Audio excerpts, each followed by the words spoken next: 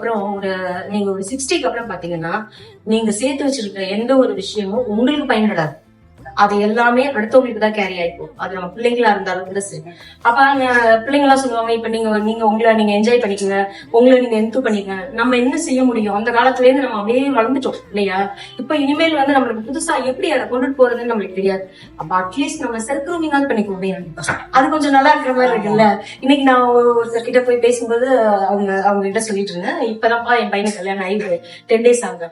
அப்ப உடனே அவர் சொன்னாரு, அக்கா நான் வந்து உங்களை பார்த்தா அப்படி தெரியவே இல்லை, நீங்களே இப்பதான் மேரேஜ் ஆன பாருங்க. நான் சொன்னேன், 500 ரூபாய் காசு 5000 ரூபாய்க்கு கூவாது.